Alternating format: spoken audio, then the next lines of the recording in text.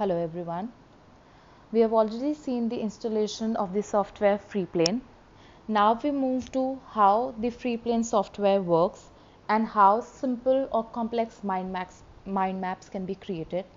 So let me just take you through the application area that we see here. Now there are many icons, so we shall be seeing the use of all these icons when we proceed, as and when we proceed. We see this main application area and we see the title new mind map. So you can simply create a mind map. So let us say that I want to create a mind map relating to the events that I want to organize in my college. I would add, let us say, a sub idea to it, which shall be called as a node. So you can insert a node by going here and clicking on the option insert, and you can add new child node, right? And let's say I want to organize an event which is related to organizing of workshops, and in workshops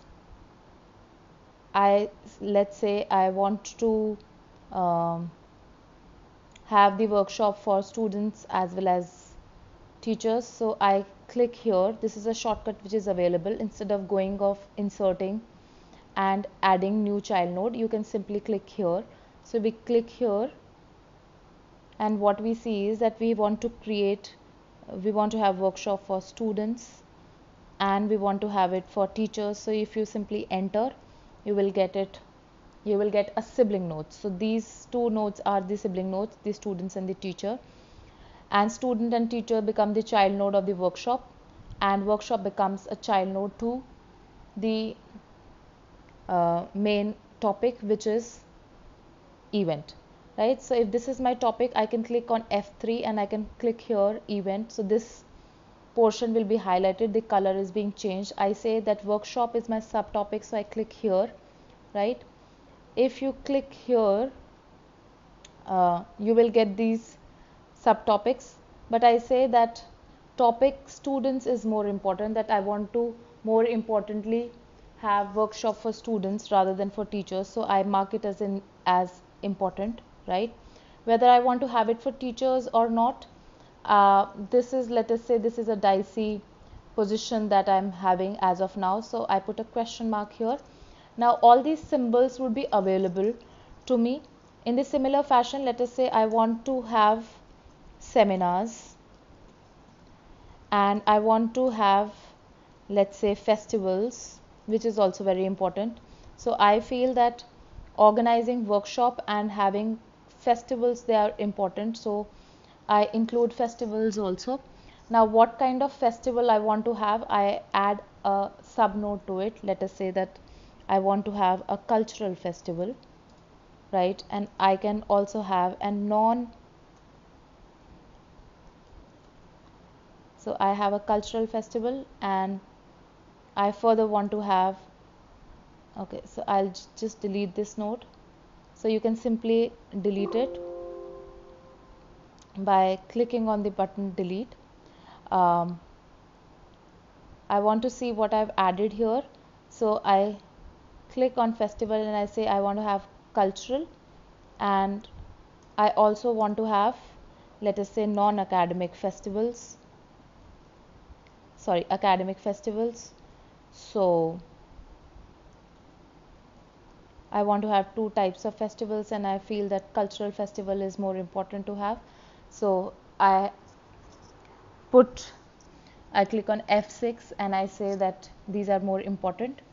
Moving on, simply we can let us say that for students, again we want to have another node, and I say that who are the students we can include for workshop. I say that final year students can be included. So this way we can proceed, right? Now if we want to explore more options, we can go here. We can insert a number of things, but before inserting we will have to save the file. So I click on save as. Automatically there would be this extension we have already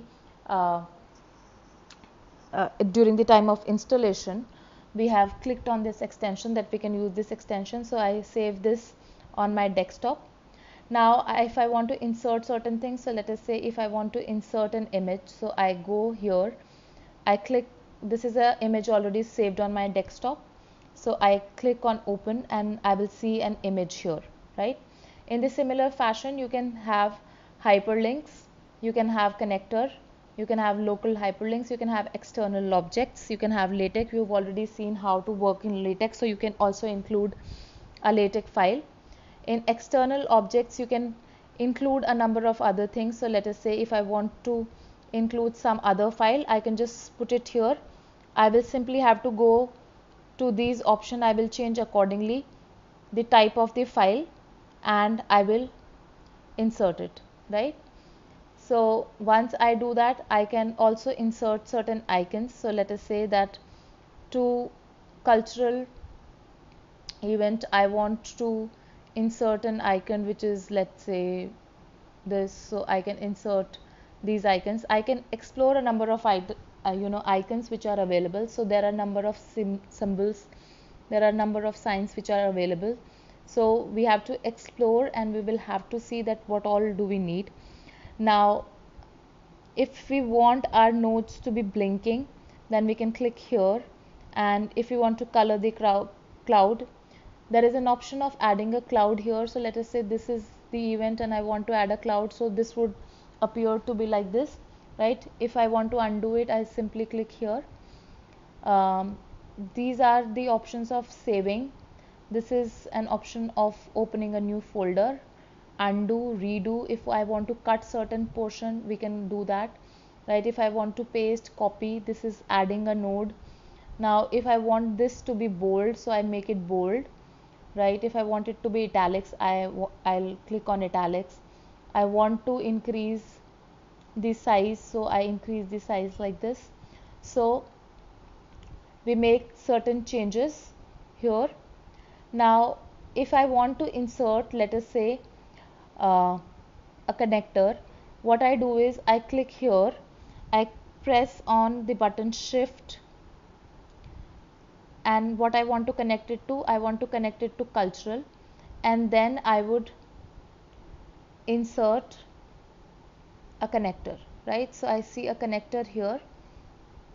Now I can move the connector so that I get more visibility. So I just move it like this. Now if you want to write certain things, so let us say I want to put a label and I want to put a label here in the middle. So I say that event has to be a cultural event and it would be, let us say, inter-college, right? So I simply add this, so we get an inter-college event here. Also if we want to, let's say, remove the connector, I'll click here on remove the connector, and I can simply put a link and I say go to event, so I will go to the main node, right? Now this is a simple, what we see here is a very simple mind map. We can have tens of ideas, hundreds of ideas and sub ideas, which might result into a big mind map. Now we want to have this mind map and we want to save this mind map, so we have an option of saving the mind map by going here and exporting the mind map to, let us say that I want to export it as a PDF, right? So I click on PDF and I save it on my desktop and I click on save, right? So once I go on my desktop, I will get a file which is event. I click here and I will see this as the output file of my Freeplane software, right? I go again back to the main page. If I want to go back, these are for previous mind maps, so I've already created these mind maps. These are for moving forward, right? If I want to add a background color, I can have a background color as well. These are these are cloud colors, so we can add a background color just as we have done in this mind map. So we can depending upon what kind of mind map do you want it to look like. You can add colors, you can add other pictures, files, text, whatever you want to, and the output file I've already shown you would appear like that.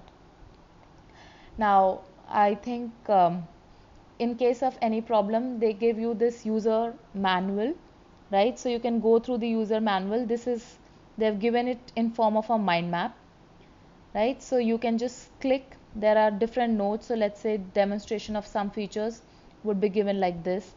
Then I say that you want to have a connector to have labels, so we will have like this: target label, source label, middle label. We have already seen that how can we enter middle label, right? So we can have these things, we can save the mind map and then we can import. That is all in mind map and using of the software Freeplane. This is a free